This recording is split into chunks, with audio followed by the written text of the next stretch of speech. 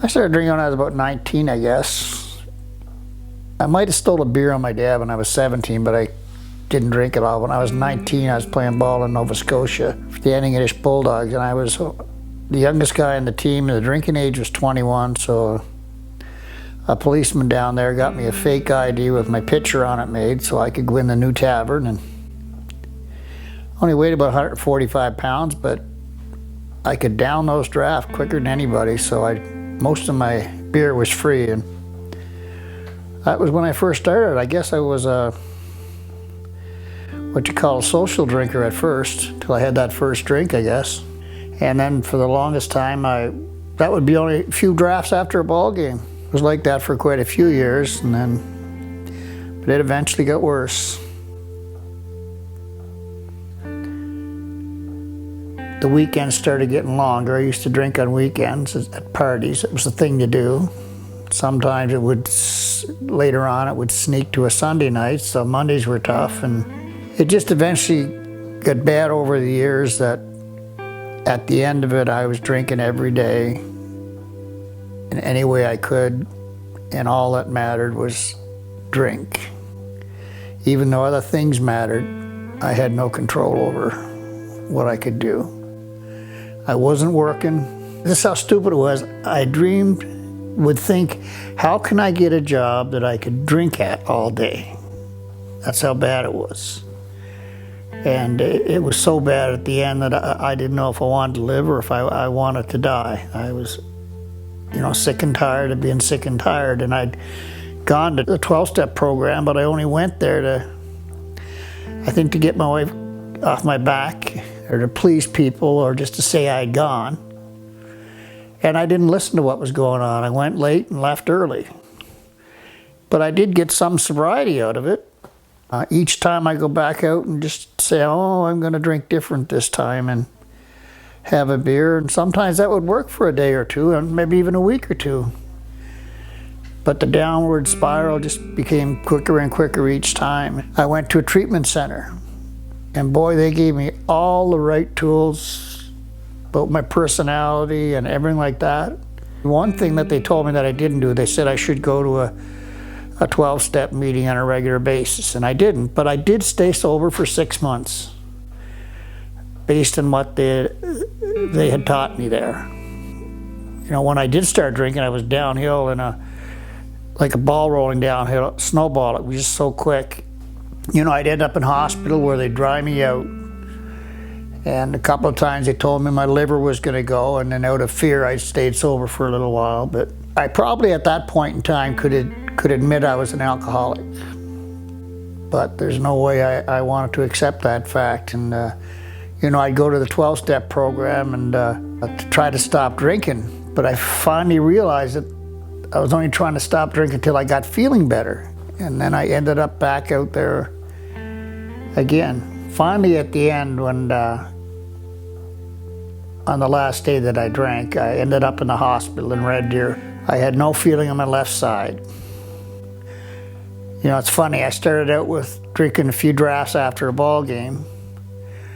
And I think my last drink that day was Aqua Velva. That's how bad it got. I was in the hospital in the emergency room, no feeling on my left side, and I didn't have my family. My wife finally had enough of me. All the promises and broken, and I was laying there, and I thought all these years. My dad died when I was 17. He was 42, and I had said, God shouldn't have taken him. I used to read the lessons in church, go to Sunday school. And I guess at that time I just put God out of the picture and thought, why would he take my dad? He was 42 and I was the second oldest. My sister was 15 months older than me, but everybody was saying, you're the man of the family now. And that night I said, I have to accept that I'm an alcoholic. And that means that I'll always be an alcoholic. I can't just get sober for a while and then drink normal. I said, you know, maybe God would help me if I just really asked Him. And I asked Him. And this feeling come over me that everything's going to be okay. I didn't know if I was going to have feeling on my left side, if I was going to live or die or work or ever see my family again. But I had this feeling inside of peace, that everything was going to be okay.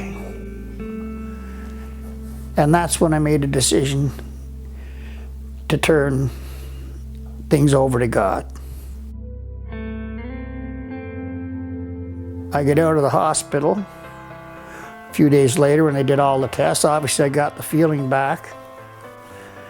But I went to 12-step meetings after that and started doing some of the things that were suggested in it.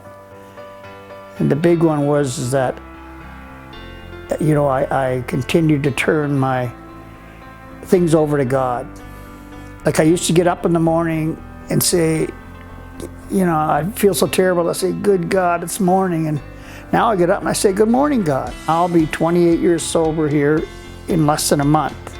Every night, I take stock of myself. If I don't let God sort of have the saying and drive the bus for me, that I'm heading towards the ditch again. I'm still an alcoholic. Some people will say they're a recovered alcoholic.